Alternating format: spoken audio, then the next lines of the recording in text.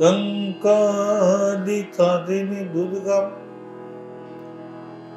ষোড়শে ভুবনেশ্বরী জ্বালামুখী ত্বং ভগেনা ভৈরবী ছিন্নমস্তকা ত্বং অন্নপূর্ণা বাগদেবী ত্বং দেবী কমলালয়া सर्वशक्ति स्वरूपातम सर्वदेव मयितनु जय महाकालिक जय महाकालिक जय महाकालिक जय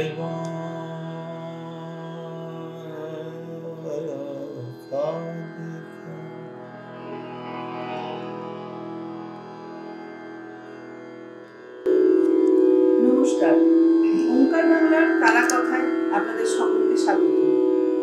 বাংলা গানের বিবর্তনের অন্যতম ধারক, বলা যায় একমাত্র ধারক, আজ আমাদের সামনে শ্রীকুমার চট্টোপাধ্যায়। যশস্বী শ্রীকুমার চট্টোপাধ্যায়ের সঙ্গে আজকে তারা কথায় আমরা। দাদা, আপনাকে স্বাগত। নমস্কার। নমস্কার। একদম কালী পুজোর মধ্যে কালী কথায় আপনাকে আজকে চাই ওঙ্কার বাংলায়, এবং যেটি দিয়ে শুরু করলেন একটু যদি প্রারম্ভটা বলেন। মানে আমাদের তো একদম এটা দশমহাবিদ্যার স্তোত্র বলা হয়, সকলকে নিয়ে এটি বলা হয়, এটি শুরু। তারপর যেটি বলবো, তারপর কালী কথায় আসে একটা গান বলে নি। গান হলো কেন কালী কথা। বলছে কালী কালী বলে রসনা, কাঁদি কাঁদি বড় রসনা, কাঁদি কাঁদি বড় রসনা, ওরে করু পদ ধ্যান নামামৃত পান, করু পদ ধ্যান নামামৃত পান, যদি হতে প্রাণ থাকে বাসনা, কাঁদি কাঁদি বল রসনা, কাঁদি কাঁদি বল রসনা, কাঁদি কাঁদি বল রসনা। ভাই বন্ধু সুত দাদা পরিজন, সঙ্গের দোসর নহে কোনো জন। ভাই বন্ধু সুত দাদা পরিজন, সঙ্গের দোসর নহে কোনো জন। দুরন্ত সমন বাঁধিবে যখন, দুরন্ত সমন বাঁধিবে যখন, বেনে ওই চরণ কেখো কারণা, কাঁদি কাঁদি বল রসনা, কাঁদি কাঁদি বল রসনা, কাঁদি কাঁদি বল রসনা, ওরে করু পদ ধ্যান নামামৃত পান, করু পদ ধ্যান নামামৃত পান, যদি হতে প্রাণ থাকে বাসনা, কাঁদি কাঁদি বল রসনা, কাঁদি কাঁদি বল রসনা, কাঁদি কাঁদি বল রসনা। দাদা, প্রথমে যেটা জিজ্ঞেস করতে ইচ্ছে করছে, এই যে কালী কথা, কালী গান, বা আপনার এই যে টপ্পা, ঠুমরি, শ্যামা সঙ্গীত, মানে এই যে আপনার শুরুটা কোথা থেকে, বাবার হাত ধরেই নাকি একদম নিজস্ব? বাংলা গানের যে বিবর্তন আমরা দেখতে পাই, যে ধরো এই টপ্পা ঠুমরি আজ তো এগুলো হারিয়ে যাচ্ছে, একদমই হারিয়ে যাচ্ছে।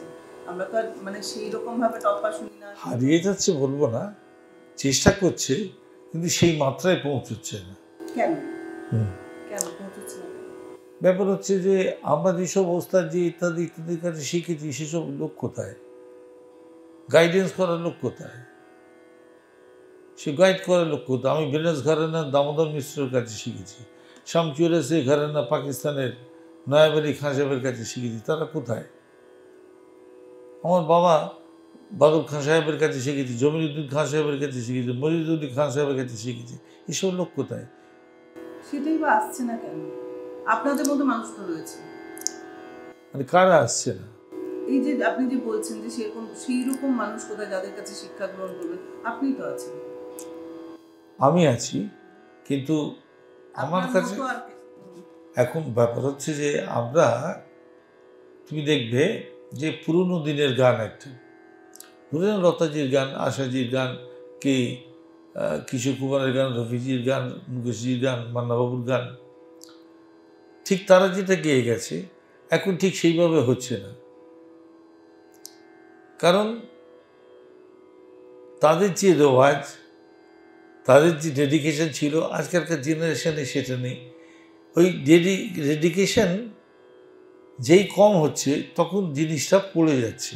আবার তারপরে জেনারেশন যখন আসছে, তখন সেটা আরও ডিটোনেট করছে, তারপর আরও জেনারেশন মানে ভাঙছে আর কি, ভাঙতে ওই জিনিসটা আর হবে না। আমি হৈমন্ত দিদিকে ভীষণ ভালোবাসি, শ্রদ্ধা করি, এখনও সারেঙ্গিটা বাজছে। দিদি যখন বলে, দিদি যে সুরে, যে ডেডিকেশনে বলে, এখনকার যে মেয়েই যত ভালো কণ্ঠই হোক, ঠিক ওই সুরে, ওইভাবে, ওই ডেডিকেশনে বলতে পারবে না, কিছুতেই হবে না। মানে আপনি বলছেন কোথাও একটা সাধনার খুব অভাব।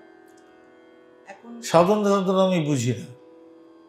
আমরা কয়লার গাদায় বসে রেয়াজ করেছি, বীজের কামড়ে ছারকার করে দিয়েছে, ওসব দিন গুলি মারো, ওসব কথা ছেড়ে দাও, আমাদের সময়কে কথা। কিন্তু আজকালকার ছেলেমেয়েরা, তারা অত্যন্ত কণ্ঠ ভালো, তারা আমাদের থেকে অনেক অ্যাডভান্স, কিন্তু গাইডেন্সের অভাবে, ভালো সুর, ভালো কথা ইত্যাদি। আমি তোমার একটা ভালো কথা গল্প বলি। আমার বাবা বসে এখানে শেখাচ্ছেন, এক ভদ্রলোক এলেন, এসে বললেন যে, রামকুমারবাবু, আমি আপনার গান শুনে খুব ইন্সপায়ার্ড, আমি একটু গান লিখেছি, আপনাকে একটু সুর করে গাইতে হবে। তা বাবা বললেন, কী গান লিখেছ? তা বলে, আমি প্রথমে আধুনিক লিখেছি। তা বাবা বললেন, খুব ভালো কথা, কারণ এই বাবা, আজকে তোমরা যে টপ্পা, পুরাতনের ইত্যাদির কথা বলো, বাবা প্রথম দিকে আধুনিক গানের শিল্পী ছিল, যেমন পান্নালাল ভট্টাচার্য। আমি কয়েকশো গান পান্নাদার আমি আধুনিক গান বলে যেতে পারি। পান্নাদার সঙ্গে আমি তবলা বাজাতাম, তো আধুনিক গান আমি তার জানি। তিনি আগে আধুনিক গান গাইতেন, পরবর্তীকালে সমসঙ্গীত গিয়েছেন। এইবার ব্যাপার হচ্ছে যে সেই ভদ্রলোক বাবাকে লেখাটি দিয়েছেন, বাবা হঠাৎ চিৎকার করে ডেকে বললে যে, আমাকে ডাকলেন, ডেকে বলে, এটা পারলে তুমি রেকর্ড করো। তিনি ভদ্রলোক লিখেছেন, ডিটোরিয়েশন কীরকম হয় দেখো। তিনি লিখেছেন, সেদিন কেঁদেছ কত আমার যাবার বেলা, সেদিন কেঁদেছ কত আমার যাবার বেলা, তাই আবার এসেছি ফিরে, এবার সামলাও ঠেলা। হ্যাঁ, তার গান ওই রকম হয়েছে। সুর এখন কি হবে দেখ, ভেবে নাও, আমি তো ভয় সুর করতে পারি। আপনার বাবার সময়কার কথা বলছেন, তাহলে তো এখন ওই ঠেলা আরো বেশি, হ্যাঁ, আরো জোরদার ঠেলা হয়ে যাচ্ছে। হ্যাঁ, আরো 30 বছর পর তুমি দেখো না কি হচ্ছে।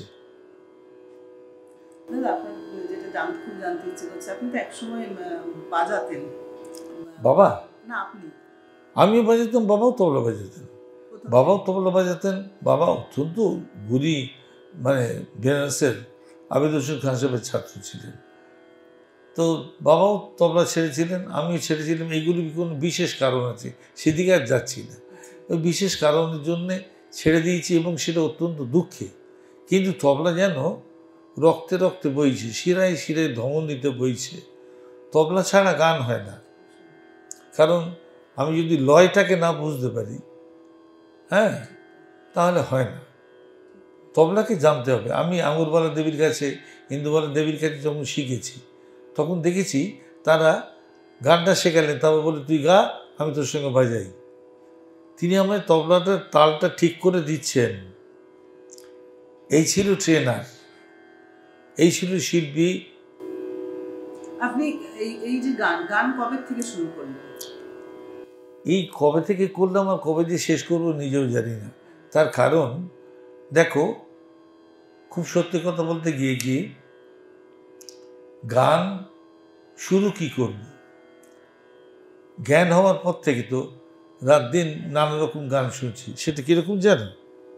বাবা কখনো কীর্তন শেখাচ্ছেন, কখনো ভজন গাইছেন, কখনো গজল গাইছেন। আমি বাবাকে গাইতে দেখেছি।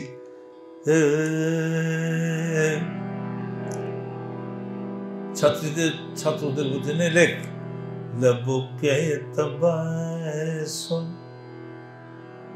लबों पे तबस्सुम, निगाहों में बिजली, कयामत कहीं से बाहर लगी है, लबों पे तबस्सुम। बाबा তখনকার দিন রেডিওতে লাইভ গাইতে হতো। গিয়ে 15 বছর বাবা লাইভ গীত গজল গাইতেন। পুরাতনী টপ্পা তো সেদিনের কথা, কিন্তু বাবা তার আগে গীত গজলই গাইতেন। তারপর বহু পরে ভক্তিমূলক, তারপর বহু পরে টপ্পা, পুরাতনী এইসব। এই মানুষের জীবন এক একটা ফেজ, এগুলোকে মানতে হয়।